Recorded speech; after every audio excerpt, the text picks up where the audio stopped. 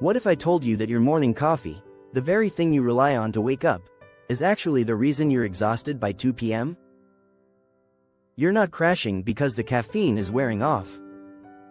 You're crashing because of a biological backlog you created the moment you took your first sip. Today, we're breaking down the neuroscience behind the 90-minute rule, and how simply changing your timing could unlock up to 4 extra hours of peak focus every day.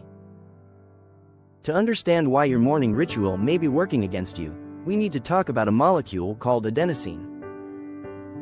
From the moment you wake up, your brain begins accumulating adenosine.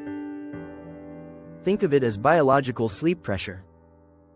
The more adenosine binds to receptors in your brain, the sleepier you feel. When you sleep, your brain clears much of that adenosine away. But here's what most people don't realize. When you wake up, the clearance process isn't instantly complete. There is a lingering transition period where your brain is still stabilizing. Caffeine doesn't give you energy. It acts as a competitive antagonist. It binds to adenosine receptors and blocks the sleepiness signal. But while caffeine is occupying those receptors, adenosine doesn't disappear. It continues to accumulate behind the scenes. Then, hours later, when the caffeine begins to unbind, all that accumulated adenosine suddenly has access to the receptors again. That's the 2 p.m. crash. It's not a lack of coffee. It's an adenosine surge. Now let's talk about cortisol, your body's natural wake-up signal. Shortly after waking, your body produces a natural spike in cortisol. This is known as the cortisol awakening response.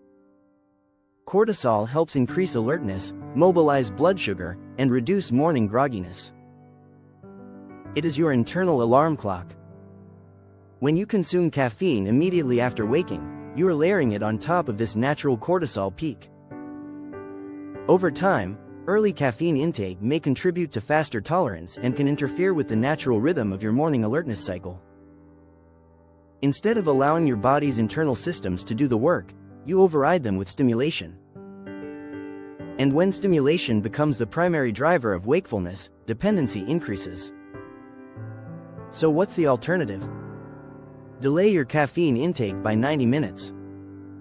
Research discussed by neuroscientist Dr. Andrew Huberman suggests that waiting 90 to 120 minutes after waking allows your natural cortisol rhythm to stabilize and reduces the likelihood of a sharp afternoon energy dip. By waiting, you allow your body to clear residual sleep pressure more naturally.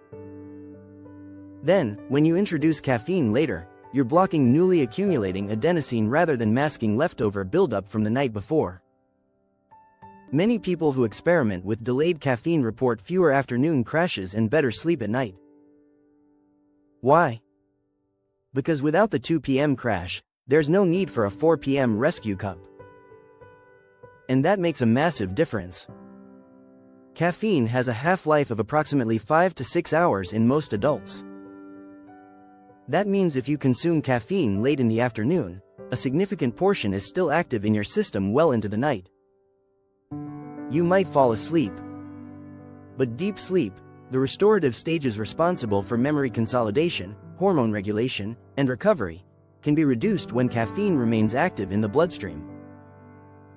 Poor deep sleep leads to higher sleep pressure the next day. Higher sleep pressure leads to earlier caffeine use. Earlier caffeine use leads to a stronger crash. It becomes a cycle. The 90-minute rule interrupts that cycle. Better timing in the morning reduces the afternoon slump. No slump means no late caffeine. No late caffeine improves deep sleep. Better sleep lowers next day sleep pressure. It's a biological feedback loop in your favor. Tomorrow morning, try the experiment. For the first 90 minutes after waking, use light exposure, gentle movement, hydration, and natural alertness. Delay your first sip. The first few days may feel challenging. But within a week, many people notice more stable energy, clearer afternoons, and improved sleep quality. Small timing adjustments can produce outsized biological results. If you found this breakdown helpful, Subscribe for more science-based strategies to optimize focus, sleep, and performance.